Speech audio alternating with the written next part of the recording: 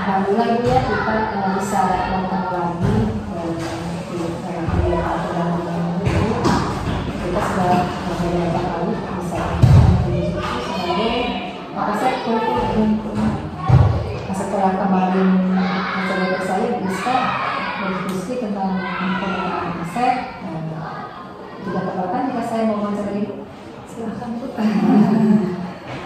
Mungkin ada beberapa pertanyaan yang akan saya sampaikan. Yang pertama, bagaimana proses Ibu dalam menemukan atau mengidentifikasi sumber daya yang ada di sekolah untuk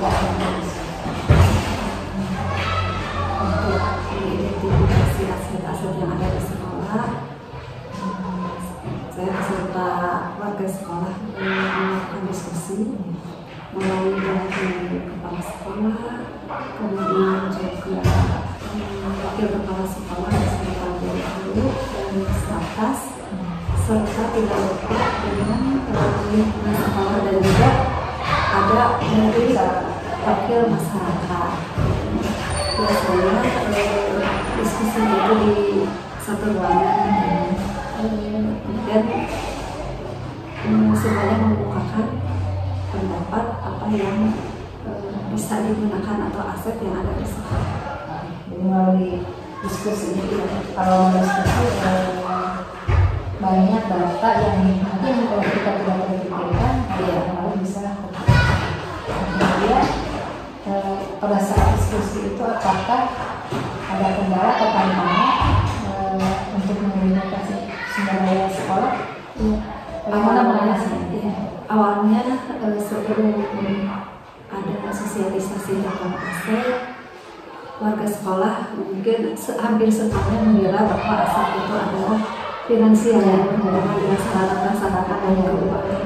Tapi setelah disosialisasikan tentang aset-aset yang ada di sekolah, bahwa mengajar itu ada banyak aset yang bisa kita gali dan semuanya didiskusikan, akhirnya semuanya paham dan mendata aset-aset yang ada di sekolah.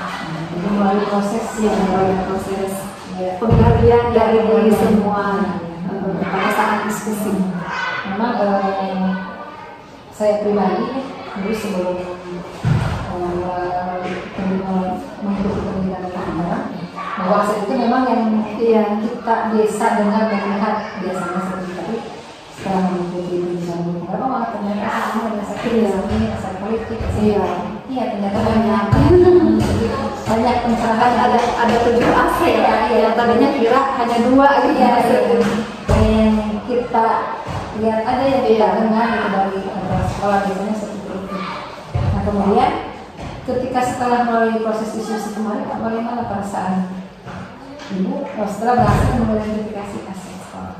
Alhamdulillah sangat senang karena ternyata aset yang ada di sekolah itu banyak sekali, bukan hanya seperti tadi sarana prasarana, ternyata guru juga itu aset, siswa juga aset, lingkungan sekitar juga aset, apalagi di sini dia di lingkungan yang agamanya, kemudian faktor lingkungan itu bisa dipakai untuk sebagai pendukung kegiatan belajar mengajar sekolah. Betul sekali. Iya, dan kegiatan belajar. Iya.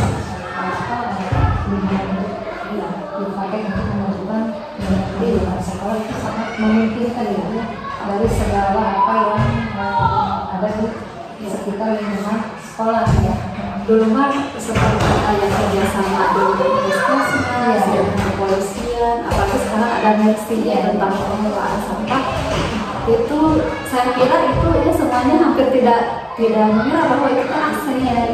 Ternyata sekarang kok asetnya ternyata satu dua banyak sekali. Sebelumnya mungkin hanya terbuka rumah sekedar program program pemerintah yang ada yang lakukan, tapi setelah kita tahu bahwa ini juga merupakan aset Nah, apa pertimbangan Ibu dalam menentukan sumber daya sekolah?